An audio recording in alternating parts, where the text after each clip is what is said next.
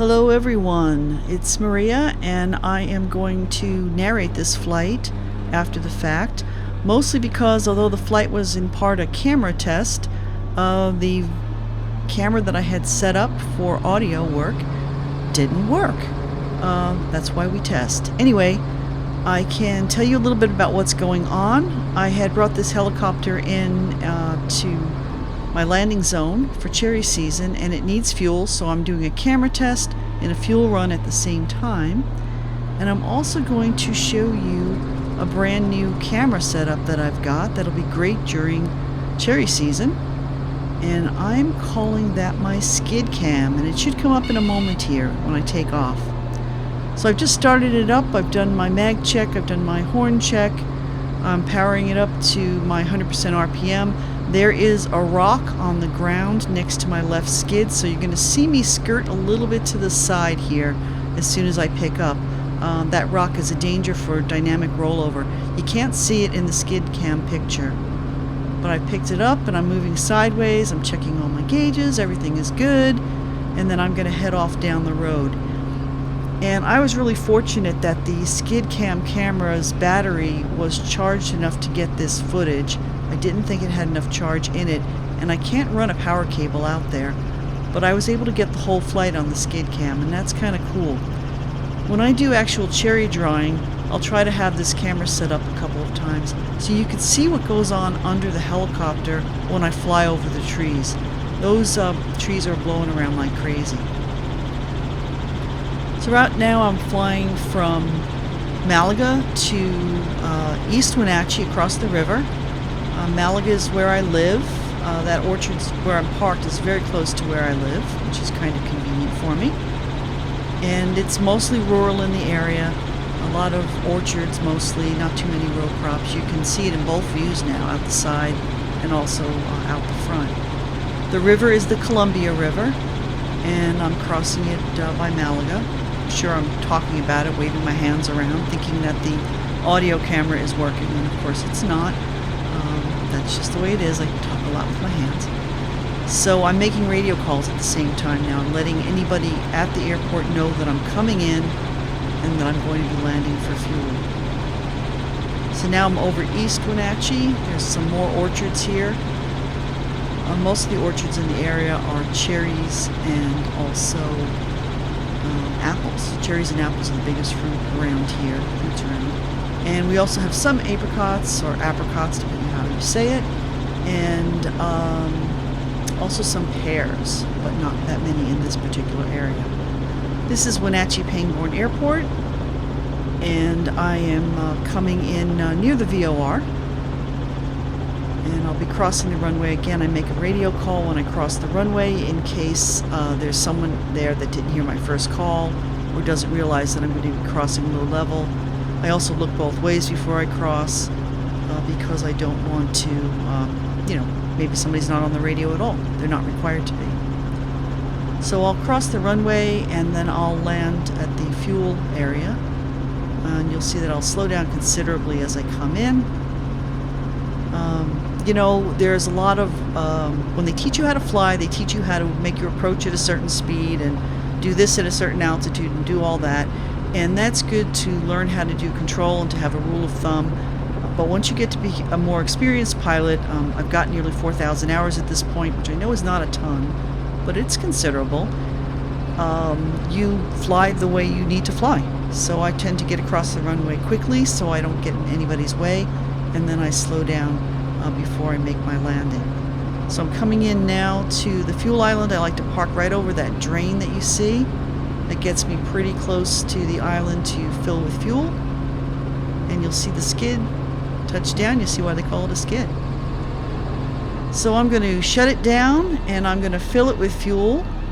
And I'm not going to show you that because it's pretty boring. So we'll get back in after I fueled. I also checked the oil. I checked the oil when I'm at the fuel island, and the reason for that is my landing zone is not level, and I will get a bad fuel reading when I on level ground. A bad, not only a bad fuel reading, but I'll get a bad fluid reading is what I should have said. So, for example, before I took off, it looked like my hydraulic fluid and my transmission fluid, for the gearbox fluid, I should say, it looked like they were really low. But after I landed for fuel and checked them, again, they were completely normal. It was just because I was landed on that slope. So I need to keep an eye on that anytime that I'm landed on level ground. I check all my fluids again, make sure they're all good, top off the oil if I need to, and then get on my way. There's not too much exciting about this particular part of the flight. This flight I've done a billion times. I'm basically just going right back to where I started from. I had wanted to do more flying and get things done. This was the day before my contract start. It was raining. You could probably see a little bit of the drizzle on the windscreen. And the problem is that my clients will sometimes call me to dry before the contract starts. So I wanted to make sure that I had fuel on board. I had, at this point, I'm checking the camera, you can see me, it's still blinking. At this point, I had no fuel on board, really, just barely enough to get to the airport, and I needed to top off the tanks because I need to start with full fuel. And it was like a crummy day. It was morning time, and I hadn't had my breakfast yet, and really all I wanted to do was just get this thing done and go home and have my breakfast and get on with the rest of my day in case they called. Also check out the cameras to make sure they were working, and also new camera mounts, new device mounts. You see my iPad there right under my face. That is not the way it's going to be, but it was the first try at that. A lot of different things I need to set up for this helicopter. Again, if you're not aware, Mr. Blue is gone. Mr. Blue got sold in May, and Mr. Blue is actually in overhaul right now with it for its new owner. And I am leasing this helicopter for the season until I can get a replacement for Mr. Blue. So that's the situation. It's a real working helicopter. As you might have noticed in the skid cam footage, it has a hook. The owner does long line work. He does all kinds of different lifting work. He does a lot of wildlife work, capture and all that. So this is a real working helicopter. It's really gnarly inside, like dirty and stuff, but it's functionally, it's fine. It flies well. It seems to do everything I need it to do. So it's all good. So at this point, I've gone through my startup process, and I've checked my horn again, and I'm blabbing away, and who knows what I'm saying. I'm looking around to see what's going on. I remember there were 2 planes on the radio, and I'm looking to see where they are.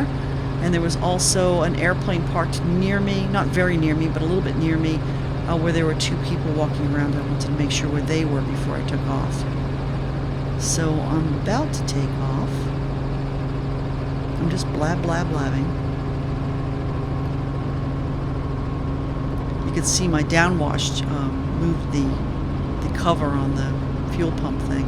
So now I'm turning and also kind of moving sideways so my tail rotor doesn't go into that fuel island. And I'm making a radio call, and I'm looking. I remember somebody had just taxied down to the end of the runway, but they weren't taking off yet, and someone else had called downwind, but I was definitely going to stay below him, and I told him that. There's no tower at Wenatchee Airport, despite the fact that we have airline service. We use a common traffic advisory frequency to just tell each other what we're doing, and that keeps us all out of trouble. So I just crossed the runway, and I'm accelerating and climbing. I don't have to climb too high because I'll be over the river in a minute, and then I'll have to descend to my landing zone anyway. It's less than a 3-minute flight to get there. So while you're watching this, I just want to remind you, this is the kind of videos that I make, cockpit point of view primarily. I try to add different camera angles when I can. I try to keep it interesting. I probably won't be doing too much more nose cam stuff because frankly that looks just like drone footage, and why don't I just send a drone? So I will try to keep the videos short. If videos go long, there'll be multiple parts. But I'll try to keep short videos, and I'm going to try to visit some new places this summer that I haven't been before. If you're not a subscriber, please do subscribe, and I'm going to tell you that later on again. And also comments. Please put comments in for the video. That helps people find it. It makes it show that there's a lot of interaction. I do read all the comments. I don't tolerate spam, though, and I don't tolerate people who are nasty.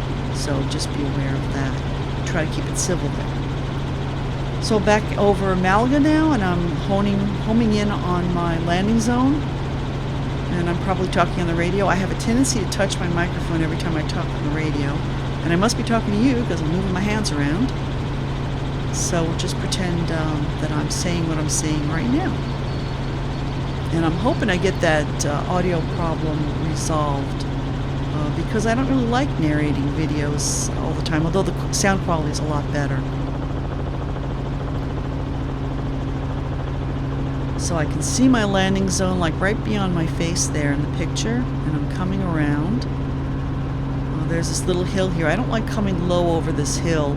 I usually go wide around, but lately I've been trying to keep it a little bit closer to the landing zone. And the landing zone was just recently mowed. I mowed the section where I'm going to land, and then after I put the helicopter there, they came out and they mowed the rest. The main trick with landing in this area is it looks level to you, but it is not level. There is probably very few level places in this entire landing zone. So what you're going to see is I'm going to set it down. I'm going to not like the way it is, and I'll pick it back up and I'll move it. And I really like the way it is in that second spot. You'll see what I do here. Of course, the skid cam's battery was dead by this point, so I have no skid cam footage. See, I don't like that. I'm going to move up a little bit and set it back down, and this was a primo spot. So now I need to go through this shutdown process, and I did narrate parts of it. As soon as I set it down, I cut the throttle back down to the cool down temperature. Cool down RPM, which I'm pointing at, is between 60 and 70%. And if it's really hot, you want it to cool down for at least 2 minutes. There's a cylinder head temperature gauge you're supposed to consult. On a really hot day, I'll let it go longer than 2 minutes. On a day that's much cooler or a much shorter flight, and this day is a perfect example of that, I will sometimes finish up before the 2 minutes. I watch that gauge. That gauge is my guide. So in the meantime, I'm probably turning off the radio so I don't have to hear the people on the frequency talking. And I'm talking now about my iPad and the mount that I've got for it. I don't like it being horizontal like that, so I've got a new setup for next time. I use the iPad in flight to find the orchard blocks that I have to dry, so it is kind of important. And I'm pointing out now that there is a mount up there that the owner had put in, an adhesive mount up there that I can put a GoPro. But the problem is that when I mount a GoPro right there, it shows the whole front seat area, which is great if I've got a passenger, but if I don't have a passenger, it's really not too useful. I'm not sure if I'm going to use that like that at all. I have some other options to try. And the audio camera was sitting in the seat next to me, and it was connected, but it for some reason didn't work. So I'm going to finish shutting down here.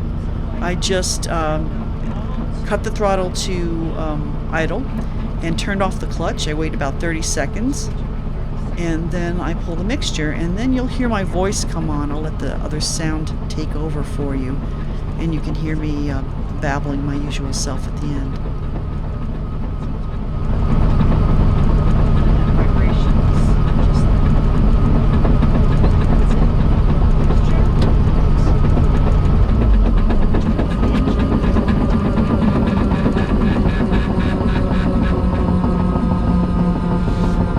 That's it. So hopefully I got some video out of that. Break from continuation of the Snake River flight, which I'll